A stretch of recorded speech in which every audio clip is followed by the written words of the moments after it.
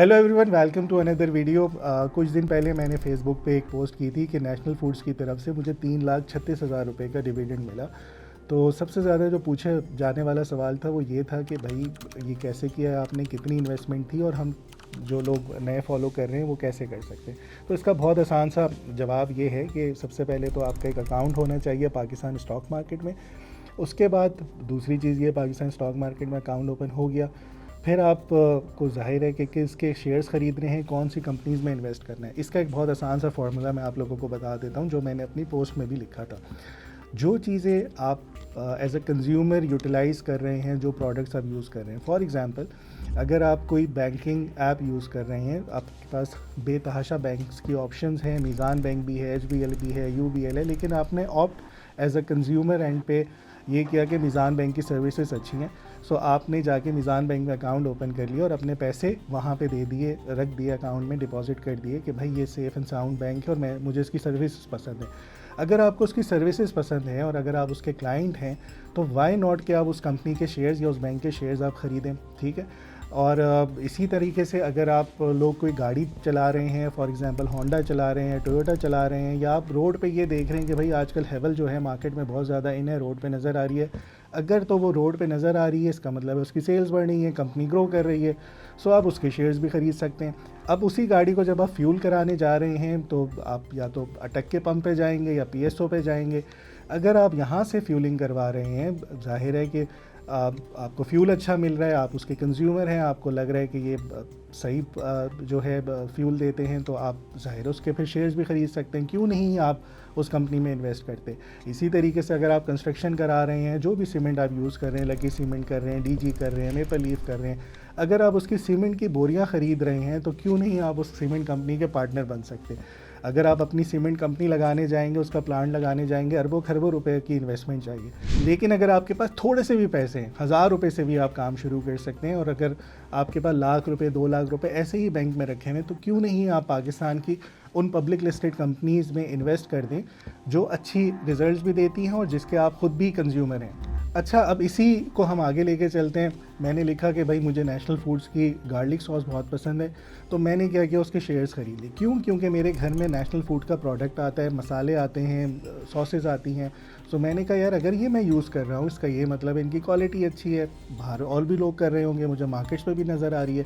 सो मैंने क्या किया, मैंने कहा चलो देखते हैं कंपनी है कैसी, इसमें इसके शेयर्स अगर पब्लिक लिस्टेड है ये कंपनी तो मैं ख़रीद लेता हूँ थोड़े से शेयर, जो भी मेरे पास सेविंग्स हैं।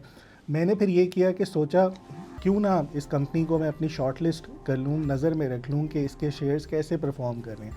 अब ये जो मैंने फार्मूला बताया आपको कि स्टॉक मार्केट में अकाउंट ओपन करें और जिसके आप कंज्यूमर हैं, जो प्रोडक्ट आप यूज़ करते हैं, उसके शेयर्स के ऊपर नज़र रखें। लेकिन ज़ाहिर है ये बहुत बेसिक सी स्ट्रैटेजी है, ये ठीक तो है, आपको लॉन्ग रन में अच्छे प्रॉफिटेबल आप हो सकते हैं और अच्छे पैसे भी बना सकते हैं। और हो सकता है अगर ये कंपनी अच्छा प्रॉफिट कर रही है तो आपको उसी प्रॉफिट में से कुछ हिस्सा डिविडेंड की शक्ल में आपके बैंक अकाउंट में ट्रांसफ़र कर दें। शॉर्टलिस्ट करने के बाद मैंने ये सोचा कि एक लेवल अप करते हैं, थोड़ी सी इसके ऊपर और रिसर्च करते हैं और वर्किंग करते हैं। अब रिसर्च और वर्किंग करने के एनालिसिस करने के 2 मेथड्स होते हैं। एक होता है कि आप चार्ट्स के थ्रू कि कंपनी की प्राइस किस दिन क्या थी, हिस्टोरिकल इसका हाई क्या था, लो क्या था, जब पाकिस्तान के हालात बुरे थे उस टाइम लो पर ये चल रहा था तो कितना था, जब इसकी सेल्स बढ़ना शुरू हुई तो इसकी प्राइस कहाँ पे चली गई, ये सब कुछ रिकॉर्ड हो रहा होता है आपके चार्ट्स के ऊपर। और ये चार्ट्स आपको दिखा रहे होते हैं कि कौन सा परफेक्ट टाइम है ख़रीदने का और कौन सा परफेक्ट टाइम है कि आप इससे प्रॉफिट बुक करें या इवन लॉस को कट करें। अच्छा, एक तरीका ये है। दूसरा तरीका ये है कि आप इसके फंडामेंटल एनालिसिस करें, यानी कि ये देखें कि कंपनी सेल्स कितनी कर रही है, उसके शेयर्स कितने हैं, कितना रेवेन्यू उसने जनरेट किया, कितनी उसने प्रॉफिट किया है इस दफ़ा, उसकी कॉस्ट कितनी बनी, ठीक है, अर्निंग पर शेयर कितनी आई। ज़ाहिर है अब ये पब्लिक लिस्टेड है, शेयर्स के हिसाब से अर्निंग दिखाएगा। सो आपकी अर्निंग एक हिस्से में, एक शेयर के हिस्से में कितनी बनी। सो आप ये सब कुछ देखते हैं। अगर तो वो बहुत अच्छी अर्निंग्स दिखा रहे हैं तो इसका मतलब है कि कंपनी सॉलिड है और इसकी वैल्यू फिर आगे बढ़ती जाएगी। सो ये कुछ बेसिक्स होते हैं। अब मैंने अपनी जो डिसीजन ली, सबसे पहले मैंने ये देखा भाई मैं ये प्रोडक्ट यूज़ करता हूँ तो क्यों ना मैं इस कंपनी में जाके इन्वेस्ट करूँ। दूसरी चीज़ मैंने देखी कि इसके टेक्निकल एनालिसिस कर लेते हैं, वो मैं आप लोगों को दिखा देता हूँ। अच्छा, मैं आप लोगों को चार्ट्स पे ले आता हूँ और यहाँ पे मैं आप लोगों को बताता हूँ कि टेक्निकल एनालिसिस के थ्रू मैंने किस पॉइंट के ऊपर एंट्री ली और उसकी रीज़न क्या थी। यहाँ से आप लोगों को सीखने को भी मिलेगा, स्पेशली उन लोगों को जो टेक्निकल एनालिसिस में इंटरेस्ट रखते हैं। यहाँ पे प्राइस थी इस टाइम मई 2024 की बात कर रहा हूँ, इधर कहीं था। अगर आप लोग यहाँ पे देखें, सिंपल बेसिक ट्रेंड के ऊपर higher highs and higher lows इसने लगाना शुरू कर दिए थे, यानी कि ये ट्रेंड में आ चुका था। और ट्रेंड में आने का मतलब ये है कि ये बुलिश हो जाता है और ये बढ़ना शुरू हो जाता है यहाँ से। सो मैंने डिसीजन लिया कि यहाँ पे मैं इन्वेस्ट करता हूँ, दिस इज़ द पॉइंट। इस जगह के ऊपर मैंने जाके कोई 38 लाख रुपए के 22,000 शेयर्स इन डेट्स में जाके ख़रीद लिए। 22,000 शेयर्स तकरीबन मेरी इन्वेस्टमेंट थी 38,000 रुपये की, और यहाँ पे 175 रुपये की एवरेज प्राइस शो कर रहा था। अच्छा, अब यहाँ पे अगर थोड़ा सा हम एनालिसिस करें तो ये बहुत ही अच्छे एक्यूमुलेशन बॉक्स में था, एंड देन उसके बाद यहाँ से रिवर्सल कप एंड हैंडल की फॉर्मेशन थी, और इसकी जो प्रोजेक्शंस आ रही थी वो तकरीबन उस टाइम 240 रुपये की आ रही थी। सो मैंने यहाँ पे बाई किया और इसको होल्ड किया, और अब मैं अपने टारगेट्स का वेट करता रहा कि कब जाके हिट होंगे। यानी कि मैंने मेरी 175 की प्राइस एवरेज प्राइस बाइंग, और इस टाइम 244 के मैंने टारगेट्स रखे मई 2024 के ऊपर। जैसे ही अपने टारगेट्स पे पहुंचा, यहाँ पे मैंने फिर फर्दर एनालिसिस किए कि भाई ये अपनी प्रोजेक्शंस को तो पहुंच चुका है, लेकिन ये इसने अपना ट्रेंड ख़त्म नहीं किया, इसका ये मतलब है कि फ़र्दर बढ़ेगा। सो मैंने उसी टाइम डिसीजन लिया कि क्यों नहीं मैं अपना स्टॉप लॉस हायर लो के नीचे ट्रेल करूं और इसको राइड करने दूं। उसके बाद देखें, अब बहुत अच्छे तरीके से ये परफॉर्म करता रहा, और 2025 का एक स्टार परफॉर्मर शेयर रहा ये। और इस टाइम जो इसकी प्राइस चल रही है वो 393 रुपये चल रही है, और जो मेरा प्रॉफिट इस टाइम शो हो रहा है वो तकरीबन 47,84,000 रुपये का है। और इस टाइम जो मैंने 38 लाख रुपए इन्वेस्ट किए थे वो तकरीबन 86,24,000 रुपये के करीब पहुंच गए हैं। और अभी भी यहाँ पे कोई साइन नहीं है टॉप के। मैं अपना स्टॉप लॉस ट्रेल करूँगा, यानी कि मैं कहता हूँ कि 348 रुपये से नीचे जाएगा तो फिर मैं बेचूँगा, या फिर ये अभी ट्रेंड ही कर रहा है, थोड़ा सा साइडवेज होके बढ़ना शुरू होगा दोबारा से, तो फिर ये एक और नेक्स्ट ट्रेंड पे आएगा। सो ये मेरी टेक्निकल एनालिसिस की बुनियाद थी इसके ऊपर स्मार्ट एंट्री लेने के लिए, और उसके कुछ अरसे तक मैंने इसको होल्ड रखा। एक और चीज़ यहाँ पे मैं फैक्ट बता दूँ आपको, जिस टाइम ये मई 2024 से लेके फरवरी 2025 तक ये यहाँ पर ही कहीं ट्रेड करता रहा, मुझे बहुत ज़्यादा कोई प्रॉफिट नहीं हो रहा था। मैंने तकरीबन इस पे 9 महीने इन्वेस्ट करके बैठा रहा।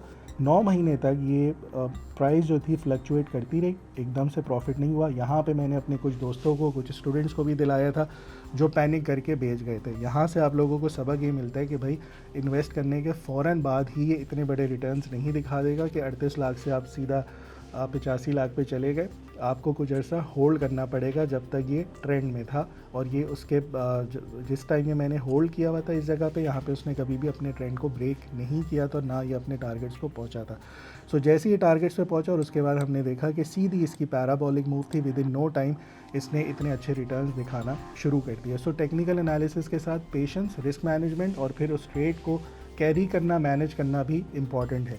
अच्छा, एक और चीज़ यहाँ पे मैं बता दूँ, ये शेयर मैंने जिस टाइम टेक्निकल्स के ऊपर ख़रीदा था, सो एक हमेशा चीज़ याद रखिएगा कि टेक्निकल्स के साथ कुछ कैटलिस्ट आपको फंडामेंटल ऐसे चाहिए होते हैं जो उसको ट्रिगर करें एकदम पैराबोलिक मूव के लिए। दूसरा बहुत इंपॉर्टेंट पॉइंट कि आपके पास कौन सा ऐसा कैटलिस्ट है जो इस मूव को ऊपर ले जाए, यानी कि जो इसकी प्राइस को ऊपर ले जाए।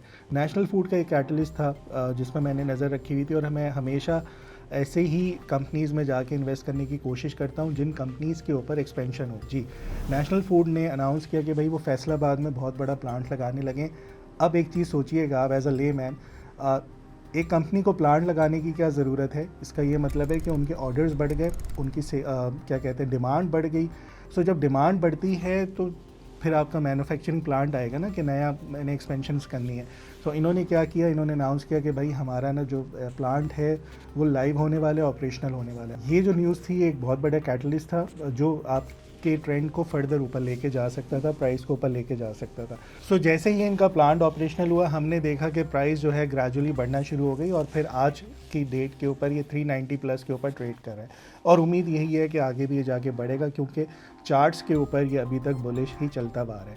सो कंक्लूड करते हैं, ये इन्वेस्टमेंट करने का क्या तरीका हुआ। सबसे पहले मैंने एक शॉर्ट लिस्ट करने का तरीका, अगर आपको कुछ भी नहीं पता तो आप वो चीज़, जो प्रोडक्ट आप यूज़ कर रहे हैं उसके ऊपर इन्वेस्टमेंट करने का सोचें। उसके बाद थोड़ा सा लेवल अप करेंगे कि हम आके चार्ट्स के ऊपर देखेंगे क्या वो ट्रेंड कर रहा है या वो एक्यूमुलेशन बॉक्स में है। उसके बाद कोई एक ऐसी कैटलिस्ट देखेंगे उसके ऊपर कि जो फंडामेंटल्स उसके बेहतर कर सके, जैसे इस केस के ऊपर हमने देखा कि वो एक्सपेंशन पे जा रहा था। इसी तरह की मैंने एक और वीडियो सेम स्ट्रैटेजी के ऊपर एक्यूमुलेशन बॉक्स ब्रेक होने के बाद ट्रेंड में शेयर किया और उसके पीछे कैटलिस्ट था, वो मैंने फ्लाइंग सीमेंट की वीडियो की थी जिसमें 3 करोड़ प्लस से ज़्यादा प्रॉफिट दिखाया था।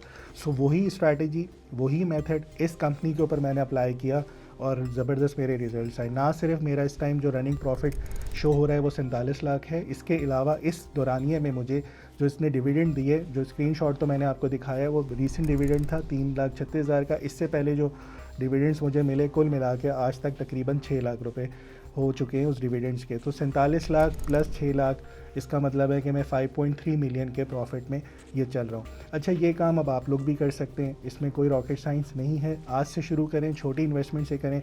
सबसे पहले PSX में अकाउंट ओपन होना चाहिए, ये नंबर मैंने आपको नीचे दे दिया, इस पर कॉन्टेक्ट करके आप अकाउंट ओपन कर सकते हैं। फर्दर गाइडेंस आपको कैसे मिलेगी, आप सिर्फ सरमाया का यूट्यूब चैनल पे चले जाएँ, यहाँ पे डिफरेंट प्लेलिस्ट हैं जिसमें इन्वेस्टमेंट फॉर बिगिनर्स है। हमारा हर हफ्ते एक शो आता है बुल्स एंड बेयर्स का, जिसमें हम पूरी मैक्रोज को डिस्कस करते हैं, अच्छी कंपनीज़ को डिस्कस करते हैं, ये बताते हैं कि इस टाइम किस कंपनी के ऊपर जाके आपने इन्वेस्टमेंट करना है, आप स्टॉप लॉस क्या रखेंगे, यानी लॉस भी हो सकता है तो आपने लॉस कहाँ मिनिमाइज़ करना है, अगर प्रॉफिट हुआ तो कितना प्रॉफिट आप लोग यहाँ पे बुक कर सकते हैं। कुछ कंपनीज ऐसी हैं जिसके हम लॉन्ग रन के ऊपर बता सकते हैं। ये नेशनल फूड की भी हमने बार बार आके इसके ऊपर इन शोज़ में आके डिस्कस किया है। सो सरमाया का पूरे प्लेलिस्ट को आप देखें, यहाँ पे हमारे कुछ स्टूडेंट्स की लर्न टू अर्न की सीरीज़ की भी सक्सेस स्टोरीज़ नज़र आ रही होती है। इसके अलावा हमने डिफरेंट पॉडकास्ट की हैं मार्केट के प्रोफेशनल्स के साथ, अगर आप इनको भी सुनते हैं तो आपको काफ़ी हद तक इस पर नॉलेज मिलेगी। अगर आप लोग इससे ज़्यादा बढ़ के सीखना चाहते हैं तो हमारे जो कोर्सेज चल रहे होते हैं टेक्निकल एनालिसिस के और